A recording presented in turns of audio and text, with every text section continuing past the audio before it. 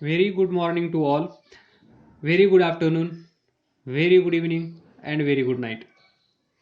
In this lecture, we will discuss what is momentum. याच्यानंतर आपण discuss करणार Newton's second law of motion. Newton's second law of motion समजून घेण्यासाठी आपल्याला एका गोष्टीची आवश्यकता आहे, एका कन्सेप्टची आवश्यकता आहे आणि ती कन्सेप्ट म्हणजे momentum. Before going to discuss Newton's second law of motion, we need to discuss momentum, or we should know what is momentum. To discuss or to define Newton's second law of motion, we know that this cricket ball has more mass, that is heavy, as compared to tennis ball. This is tennis ball. त्यानंतर this is tennis ball. तर पहा, this cricket ball has more mass and tennis ball has less mass. या दोघांच्या comparison मध्ये. Now consider these two balls are thrown in upward direction. म्हणजे हा ball पण या डायरेक्शन मध्ये फेकला, हा बॉल पण या डायरेक्शन मध्ये फेकला, तर असं दिसून आलं की हा जो बॉल आहे cricket ball, more force is required to stop the cricket ball and less force is required to stop the tennis ball. म्हणजे याचा स्पीड v असेल, याचा स्पीड v, हे दोन्ही बॉल एकाच स्पीडने वरती फेकले. म्हणजे मागच्या लेक्चरमध्ये आपण डिस्कस केलं, क्रिकेट बॉल हॅज मोर मास. जर याचं मास जास्त असेल तर इनर्शिया कसा असतो, याचा इनर्शिया पण जास्त असतो. जर मास कमी असेल तर इनर्शिया कसा असतो, इनर्शिया कमी असतो. आणि आपल्याला माहित आहे, जर इनर्शिया जास्त असेल तर फोर्स रिक्वायर्ड टू ब्रिंग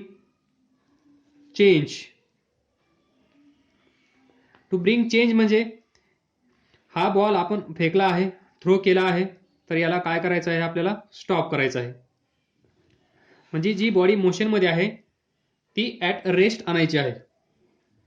म्हणून force required to bring this change is more.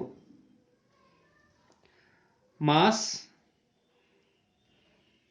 more, inertia more, and force required is also more. That is, it will be found that more force is required to stop the cricket ball which has more mass, and less force is required to stop the tennis ball which has less mass. म्हणजेच we can conclude that the force required to stop a moving body is directly proportional to its mass. तर पहा इथे मास जास्त आहे, force required जास्त आहे. तर या एक्झाम्पल मधून आपण असं लिहू शकतो, म्हणजेच कन्क्लूड करू शकतो, force required to stop the body is directly proportional to mass of that body. The force required to stop a moving body, ही जी moving body आहे, that is cricket ball here, is directly proportional to its mass. या बॉलचं पण काहीतरी मास असेल m, less mass, less inertia, and force required to stop is also less म्हणजेच force is directly proportional to mass of this body. जर त्या बॉडीचं मास जास्त असेल तर आपल्याला जास्त फोर्स अप्लाय करावा लागेल त्या बॉडीला थांबवण्यासाठी. जर त्या बॉडीचं मास कमी असेल तर आपल्याला कमी फोर्स अप्लाय करावा लागेल ती बॉडी थांबवण्यासाठी. हे आहेत conclusion. Then we throw two cricket balls of same mass at different speeds or velocity. Now consider this cricket ball. Two cricket balls. Two cricket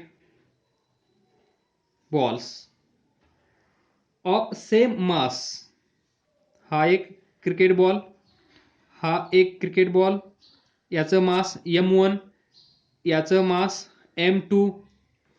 here m1 is equal to m2 at different speeds. समजा याचा speed v1, याचा speed v2. Then it will be found that the more force is required to stop the cricket ball which is moving with higher velocity. इथे पहा, समजा v1 is greater than v2.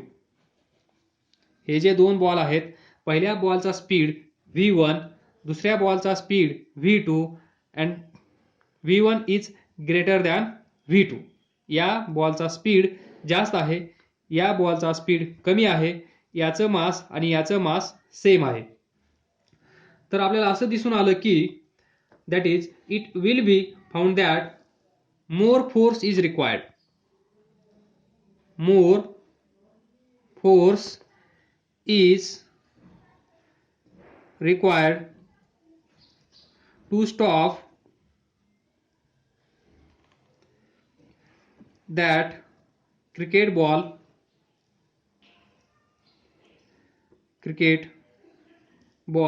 which is moving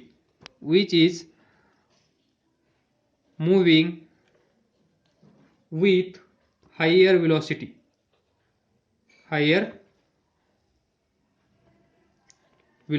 छोटे छोटे experiments आहेत, double repeat करत आहे. दोन cricket ball आपण घेतलेले आहेत. पहिल्या बॉलचा मास m1 आहे, दुसऱ्या बॉलचा मास m2 आहे आणि कंडिशन काय आहे, याचं मास आणि याचं मास सेम आहे. हे दोन्ही बॉल थ्रो केल्यानंतर या बॉलचा स्पीड v1, या बॉलचा स्पीड v2 आणि आपण कन्सिडर केलं की या बॉलचा स्पीड किती आहे, या बॉलपेक्षा जास्त आहे. तर तिथे असं दिसून आलं की more force is required to stop that cricket ball which is moving with higher velocity. Higher velocity ने कोणता बॉल मूव्ह होत आहे, पहिला. म्हणजे इथे फोर्स जास्त अप्लाय करावा लागला याला थांबवण्यासाठी. समजा तो f1, इथे असेल f2, इथला फोर्स कसा असेल मग, कमी. जर इथे फोर्स जास्त लावावा लागत असेल तर इथे फोर्स किती लावावा लागत असेल, ऑब्वियसली लेस दॅन दिस फोर्स. म्हणजे इथून आपण असं कन्क्लूड करू शकतो की इथे पहा, so we conclude that the force required to stop moving body is also directly proportional to its velocity. तर इथे पहा, या बॉडीचा स्पीड जास्त होता तर या बॉडीला थांबवण्यासाठी आपल्याला जास्त फोर्स अप्लाय करावा लागला.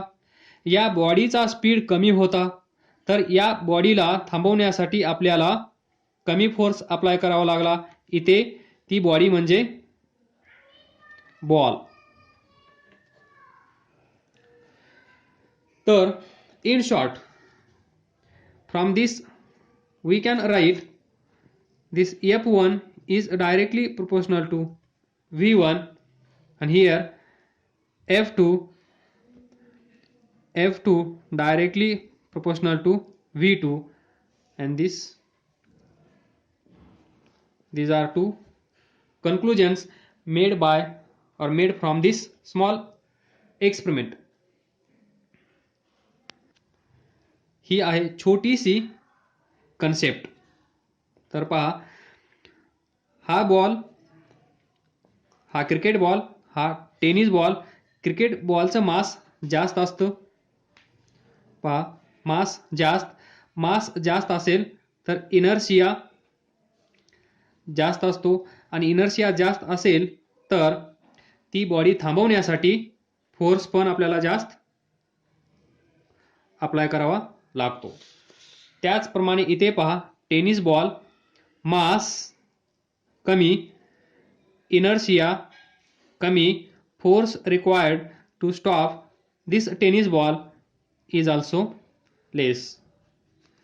This and this. From this we can write force is directly proportional to mass. From this force is directly proportional to mass. कारण पहा, मास कमी आहे, फोर्स कमी, म्हणजेच डायरेक्टली प्रोपोर्शनल टू. मास जास्त आहे, फोर्स जास्त अप्लाय करावा लागला, म्हणजेच डायरेक्टली प्रोपोर्शनल टू.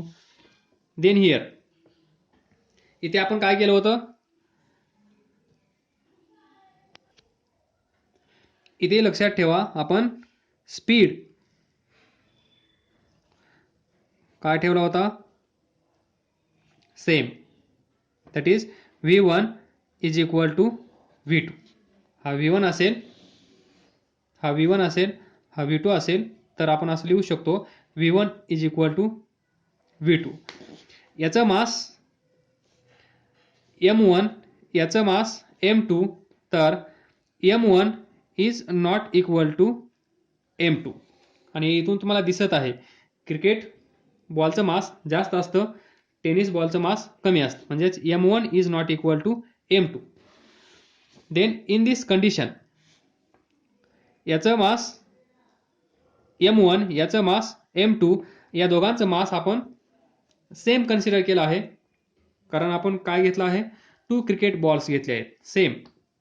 त्यामुळे मास दोघांचं सेम असेल, आणि हे थ्रो केले आहेत with different velocity, and we considered v1 is greater than v2. या बॉलचा स्पीड जास्त आहे, या बॉलचा स्पीड कमी आहे. त्यावेळेस आपल्याला असं दिसून आलं, इथे डिफरंट काय आहे, व्हेलॉसिटी. इथे डिफरंट काय होतं,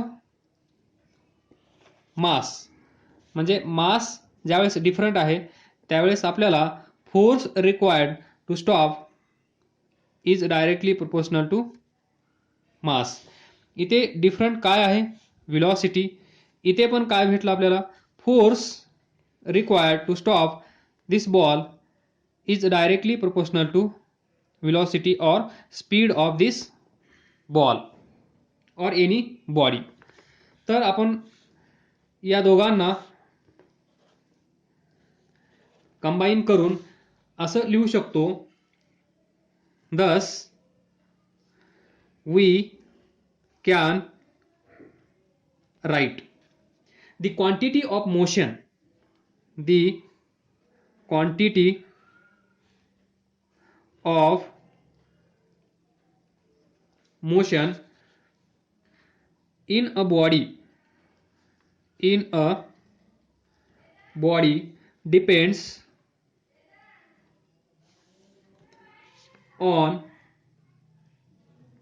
depends on mass and velocity. इथे पहा, मास पहिल्या कंडिशनमध्ये, दुसऱ्या कंडिशनमध्ये velocity or speed. So we can say that the quantity of motion in body, here ball, depends on mass of that body, here ball, velocity of that body, here ball. That means from this we get a relation, or we get new term, and this term is known as momentum.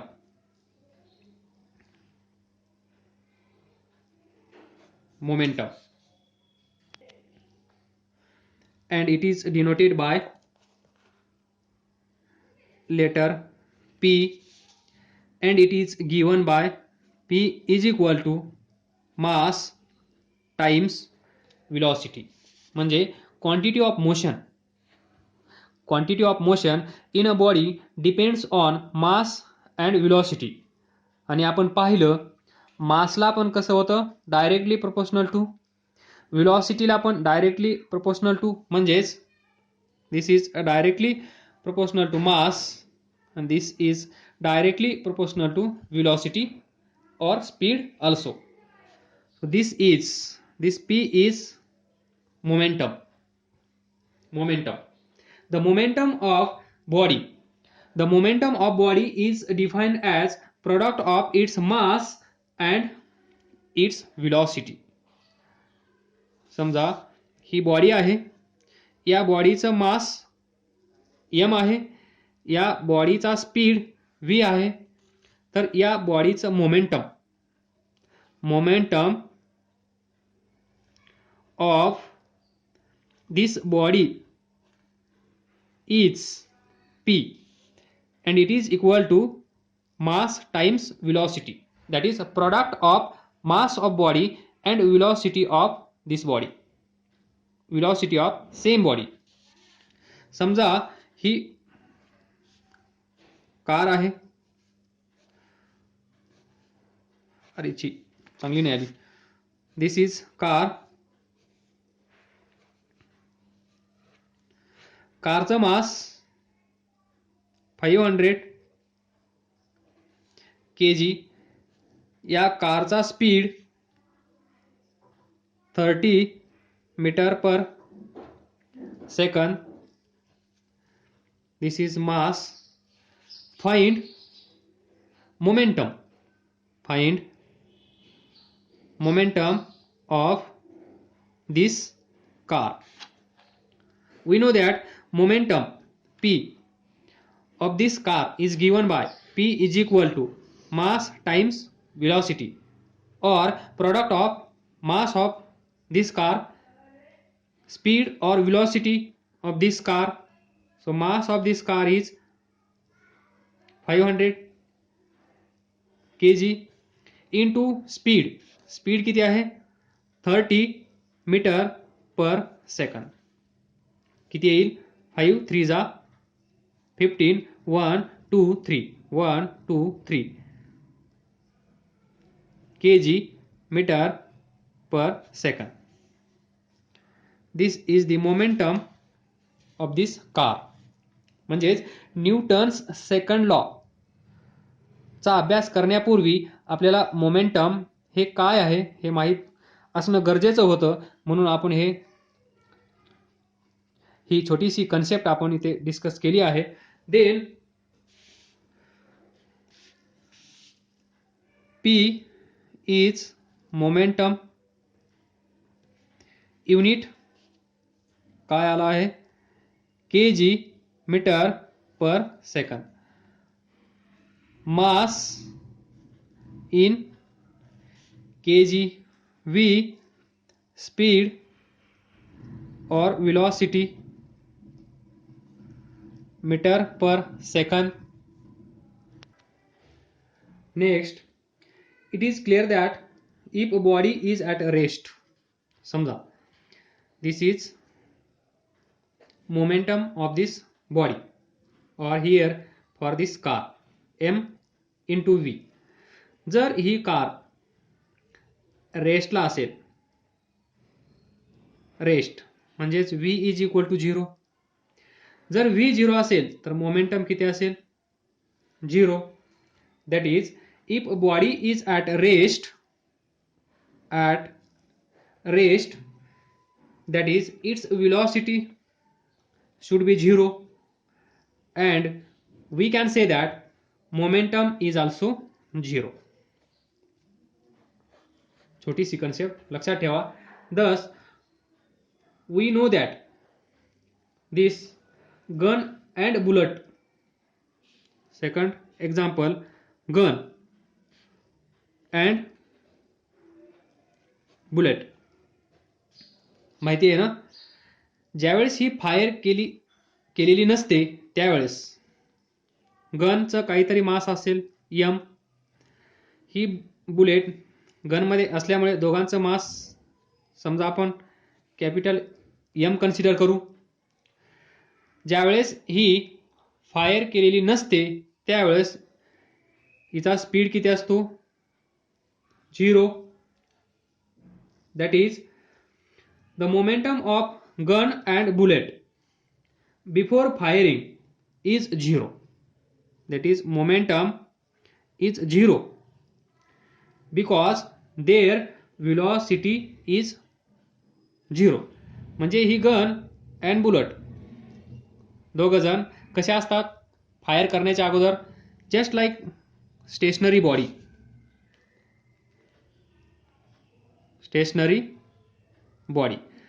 जर ही body म्हणजे ही gun आहे असं consider करा, तेवढी भारी काढता येणार नाही.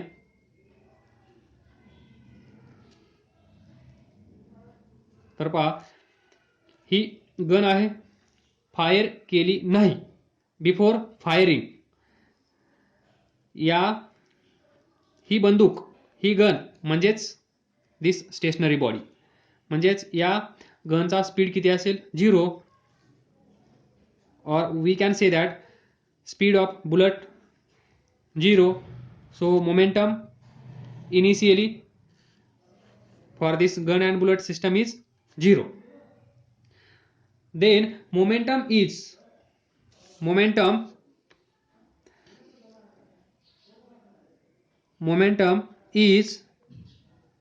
vector quantity because we know that. आपण कशाला वेक्टर म्हणतो जर तिथे मॅग्निट्यूड असेल, तिथे डायरेक्शन असेल तर आपण त्या फिजिकल क्वांटिटीला काय म्हणतो vector quantity. So here momentum is take place always in the direction of velocity. जर ही बॉडी या डायरेक्शन मध्ये जात असेल तर direction of momentum is also same, that is in the direction of velocity of this body या direction मध्ये जात असेल तर मोमेंटम ची डायरेक्शन पण इकडेच असेल.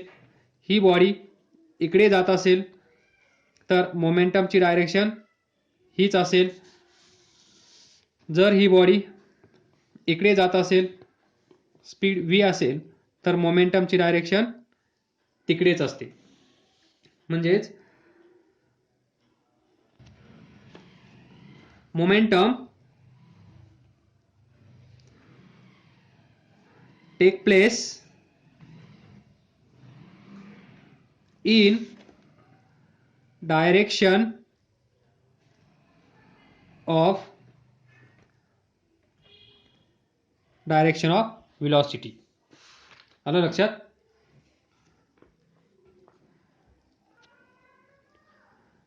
we will discuss unit पाठीमागे पण डिस्कस केला आहे.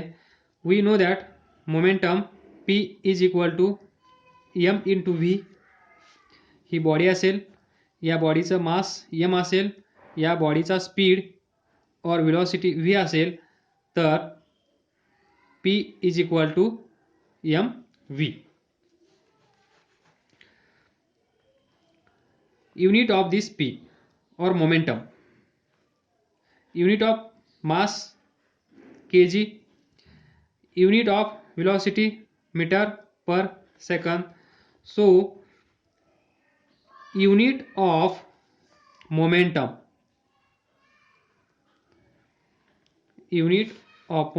is kg meter per second. लक्षात ठेवा. देन तर इथून आपल्याला असं दिसून येत आहे की जर बॉडी स्टेशनरी असेल तर म्हणजेच ॲट रेस्ट तिचा स्पीड कसा असेल 0, मोमेंटम काय असेल 0. जर ती बॉडी मोशन मध्ये असेल with velocity v having mass m, then we can find momentum of this body, that is p is equal to mv. या दोन एक्झाम्पल मधून आपल्याला असं दिसून येत आहे की जर ती बॉडी रेस्टला असेल म्हणजेच स्पीड 0 असेल तर मोमेंटम 0 असतं. जर ती बॉडी मोशनमध्ये असेल तर त्या बॉडीला काही ना काही मोमेंटम असतो. तर so we can write every moving body has momentum star. Every moving body has momentum. Then this is p is equal to mv. पाठ झाला पाहिजे हा फॉर्म्युला तुमचा आजच्या आज. p is momentum, m is mass, v is velocity or speed.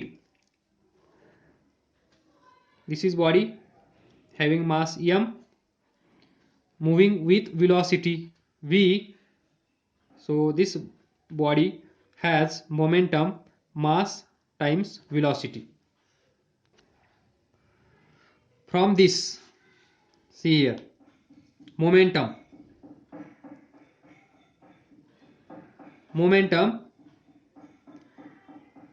depends on mass and velocity. So momentum depends on mass and velocity of body. So a body will have large momentum.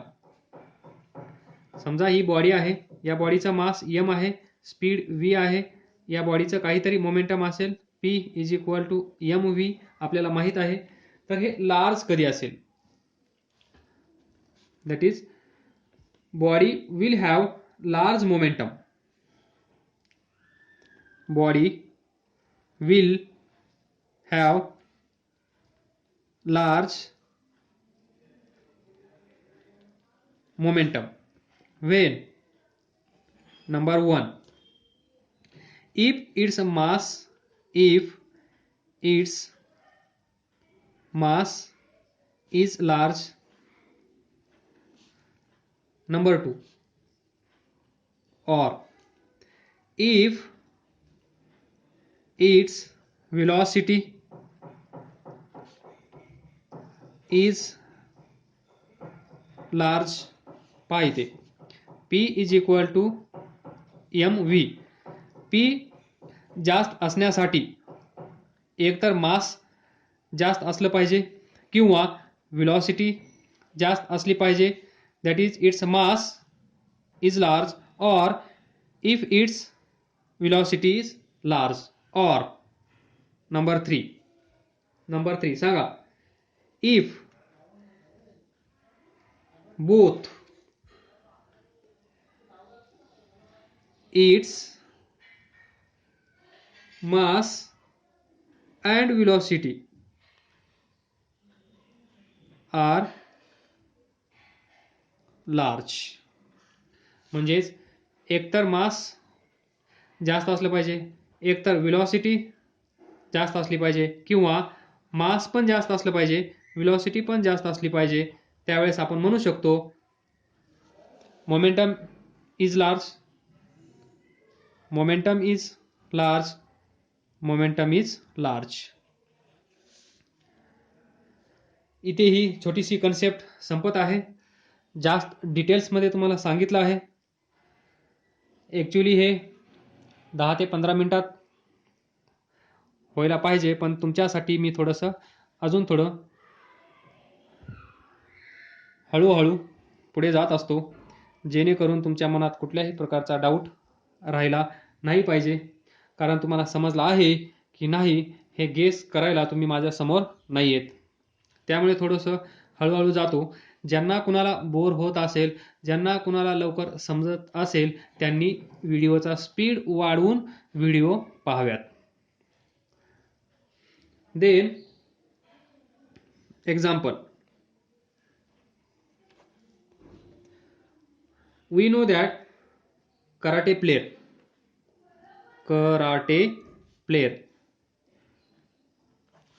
हे पहा, अशा styles एकावर एक ठेवतात, that is पाईल of tiles, एकावर एक ठेवतात आणि हा कराटे प्लेयर एकाच स्ट्रोकमध्ये इन वन स्ट्रोक तो काय करत असतो, या सर्व टाईल्स ब्रेक करत असतो. हे तुम्ही पाहिलं असेल पिक्चरमध्ये और अजून कुठे. तर एकावर एक ठेवल्यानंतर हा कराटे प्लेयर काय करतो, याच्या स्वतःच्या हाताने याच्यावर एक असा बुक्का मारतो, दॅट इज एका बुक्क्यामध्ये हे सर्व टाईल्स तुटले जातात, म्हणजेच 2 तुकडे प्रत्येकाचे होतात. तर पहा, आपण ते ब्रेक नाही करू शकत. हा पण आपल्यासारखाच माणूस आहे, तो कसा ब्रेक करू शकतो. तर इथे हा कराटे प्लेयर काय यूज करत असतो, मोमेंटम. तो मोमेंटम यूज करत आहे, पण त्याला मोमेंटम माहीत नसेल कदाचित. आजपासून तुम्हाला माहीत झाला आहे, तर तुम्ही अशी सिच्युएशन जिथे येईल तिथे तुमच्या लक्षात इमिडिएटली काय येईल, अरे momentum, this is momentum. What is this, this is momentum. तर काय असेल, हा जो असेल, सुरुवातीला ज्यावेळेस हा ब्रेक करायला जातो त्यावेळेस त्याच्या हाताचा स्पीड पहा किती असतो. तो असा येतो का, हळूच येऊन याच्यावर बुक्का मारतो का, नाही. तर तो काय करतो, हळूहळू हळूहळू न येता तो एकदम जोरात, एकदम फास्ट, खूप वेगाने तो याच्यावर स्ट्राईक करतो, अटॅक करतो. आणि म्हणजेच काय असतं, P = mv. जर v याच्या हाताचा स्पीड जास्त असेल तर मोमेंटम जास्त असतो, आणि मोमेंटम जास्त असल्यामुळे हे लवकर ब्रेक होतं. याच्या हाताचा मोमेंटम 0 होतो आणि तो पूर्ण याच्यामध्ये कन्वर्ट होऊन हे ब्रेक होतं. हे आपण क्लासमध्ये अजून जास्त डिटेल्समध्ये एक्सप्लेन करूया. All the best. थँक्यू.